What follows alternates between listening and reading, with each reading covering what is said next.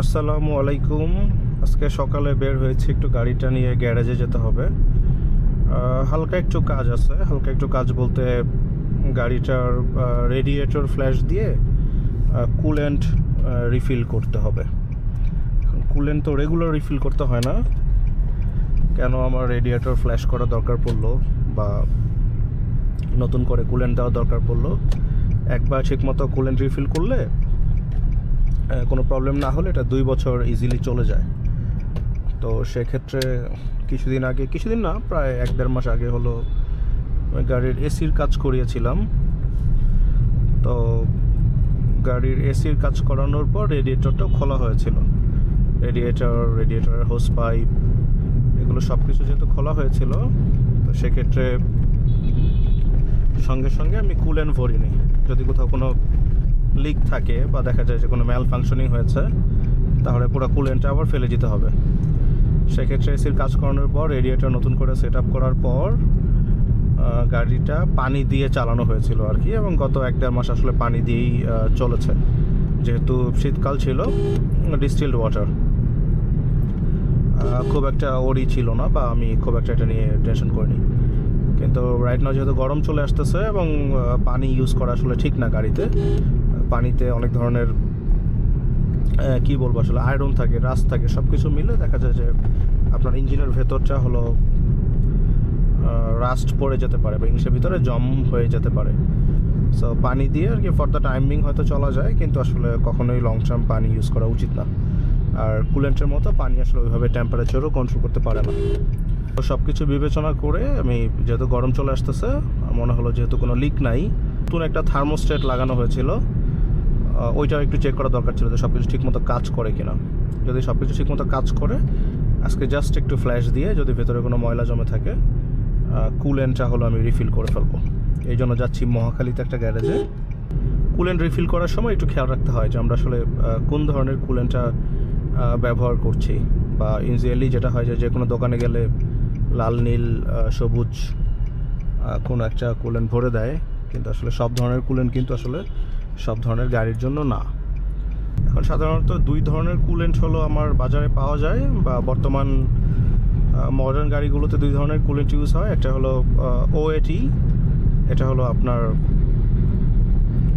Organic acid technology, আর একটা হলো HOAT, এটা হলো হাইব্রিড অর্গানিক অ্যাসিড টেকনোলজি। এটাকে আবার অনেকে PHOATও বলে থাকে। এই HOAT বা PHOAT এই দুইটা হলো আপনার JDM গাড়িগুলোর জন্য, আর OAT যেটা, এটা হলো আপনার ইউরোপিয়ান গাড়িগুলোর জন্য। তো দুইটার মধ্যে পার্থক্যটা আসলে কি, HOATটাতে বা PH যেটা, এইটাতে আসলে ফসফেট থাকে, এটা অ্যামিনেস ফ্রি আর কি। তো এইটা JDM গাড়িগুলোতে রিকমেন্ডেড, এশিয়ান টেম্পারেচারের কথা চিন্তা করে। আর এই গাড়িটার কথা যদি আমি বলি, নিশান টিরা এই মডেলটা, এইটার জন্য নিশানের একদম একটা নিশান blue premixed long life coolant আছে, ওইটা হলো রিকমেন্ডেড। ওইটা ব্যবহার করতে পারলে সব থেকে ভালো আর কি। ওইটার প্রাইস হলো আপনার 4,000 থেকে 5,000 টাকার মতো, কিন্তু কুলেন্ট তো রেগুলার লাগে না, একবার রিফিল করলে আপনার প্রায় 20-30 হাজার কিলোমিটার চলে যায়, প্রায় 2 বছর চলে যায়। সেক্ষেত্রে ওইটা ইউজ করাটাই আর কি বেটার। বাট রাইট নাও আমি ওইটা মার্কেটে পাচ্ছিলাম না, আর সামনে যেহেতু রোজা চলে আসতেছে, আমি চাচ্ছিলাম গাড়িটা রেডি করে ফেলতে। সেক্ষেত্রে এটার বেস্ট অল্টারনেটিভ হিসাবে আমি চুজ করেছি রেভনল গ্রিন কালার FL22 যেটা আছে। এইটা একদমই ওইটার সাথে টেকনোলজিক্যালি, কেমিক্যালের কথা চিন্তা করলে একদমই হলো মানে সিমিলার। এটা FL22, আর নিশানের এই গাড়িটা হলো L250, দুইটা আসলে ইকুইভ্যালেন্ট কুলেন্টের কথা যদি বলি। আর রেভনলেরটা চুজ করার একটা কারণ হলো, রেভনলের এই বোতলটা, যে বোতলটা ইউজ করব, এটা হলো 5 লিটার। এটার মার্কেট প্রাইস 2500 টাকার মতো। এই গাড়িতে কুলেন্ট লাগে হলো 4 লিটার। সো 4 লিটার ইউজ করে ফেললেও এরপরেও আমার হাতে আরও 1 লিটার এক্সট্রা থাকবে। ওই 1 লিটার এক্সট্রা কুলেন্ট আসলে গাড়িতে রাখা দরকার, কখনো কোনো ইমার্জেন্সি হলে বা কখনো যদি কুলেন্ট একটু কমে যায়, আমি ওখান থেকে ব্যবহার করতে পারবো। সো এইটা চিন্তা করেই আসলে আমার হলো ওই রেভনলেরটা চুজ করা। এর বাইরে মার্কেটে আরও ভালো কিছু কুলেন্ট আছে, এইসিনের কুলেন্ট আছে, তারপর হলো বিয়ার ব্র্যান্ডের কুলেন্ট আছে, হ্যাভোলিনের কুলেন্ট আছে।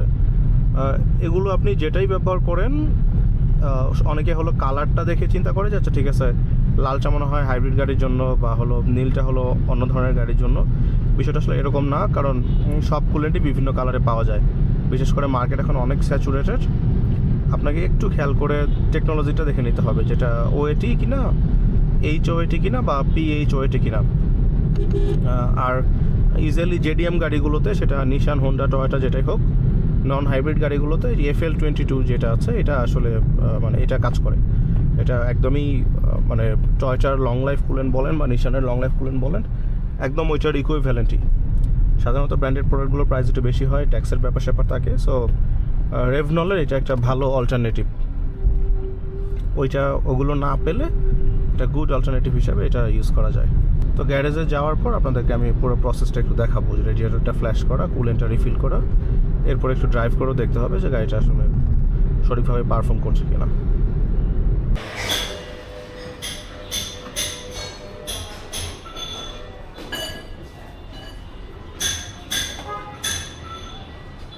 কালারটা তো এরকমই হয় না?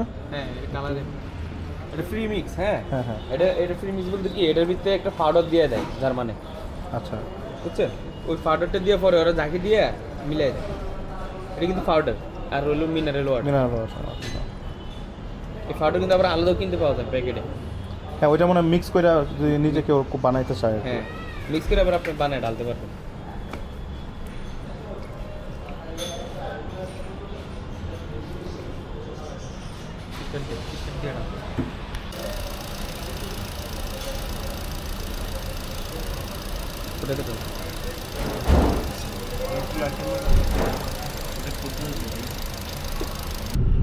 আলহামদুলিল্লাহ আমার কুলেন্ট ভরা হয়ে গিয়েছে।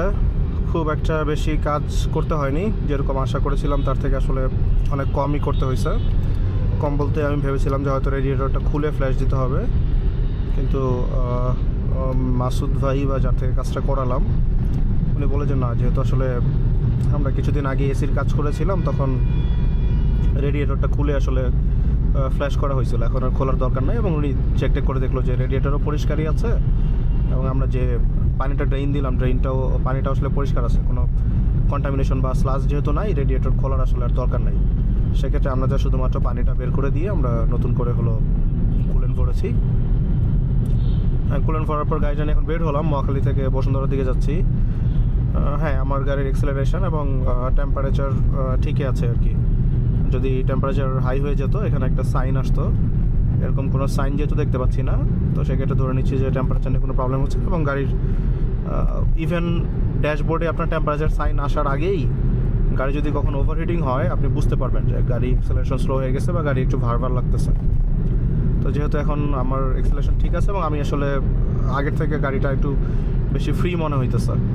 এটার কারণ হইতে পারে যে আগে তো পানি দেওয়া ছিল, পানির পরিবর্তে কুলেন্ট অবশ্যই একটু ভালো টেম্পারেচার মেনটেন করে, তো সেক্ষেত্রে গাড়িটা হয়তো একটু ফ্রি লাগতেছে। তো এই তো টুকটাক সার্ভিস যে হল, আসলে আজকে কিছুই করতে হয় নাই, জাস্ট গাড়িটা নিয়ে বের হয়েছি, পানিটা ড্রেন দিলাম, কুলেন্টটা হলো ফিল করলাম। কুলেন্ট রিফিল করা আসলে সেরকম মেজর কোনো ইস্যু না, কিন্তু আমাদের একটু কেয়ারফুল থাকতে হবে যে আমরা যাতে একটু ভালো কুলেন্ট ব্যবহার করি বা আমাদের গাড়ির জন্য যেটা অ্যাপ্রোপ্রিয়েট সেই কুলেন্টটাই যাতে ব্যবহার করি। তাতে যেটা হয় যে ইঞ্জিনটা আসলে লং টার্ম সার্ভিস দিবে। আপনারা হলো খেয়াল করে দেখবেন ইউরোপে বা আমেরিকাতে বা ইভেন জাপানে এই গাড়িগুলোই 5-6 লাখ কিলোমিটার পর্যন্ত ড্রাইভ করে সেম ইঞ্জিন দিয়ে, কোনো সমস্যা হয় না। আমাদের প্রায় 1 লাখ চললেই আসলে ইঞ্জিনের অবস্থা খারাপ হয়ে যায়। এটার জন্য আসলে আমরাই দায়ী। বাজে তেল, বাজে কুলেন্ট, বাজে মোবিল সব কিছু দিয়ে আমরা সব জায়গায় গাড়িটাকে আসলে নষ্ট করে ফেলি। অ্যাজ এ হোল যদি এখন একটু কস্ট নিয়ে কথা বলি যে আমার আসলে কত টাকা খরচ পড়লো, আমি রেভনলের যে 5 লিটারের বোতলটা কিনেছি এটা হলো আপনার, এটার মার্কেট প্রাইস হলো 2500 টাকা, কোনো জায়গায় 2400 টাকার মতো পাওয়া যায়।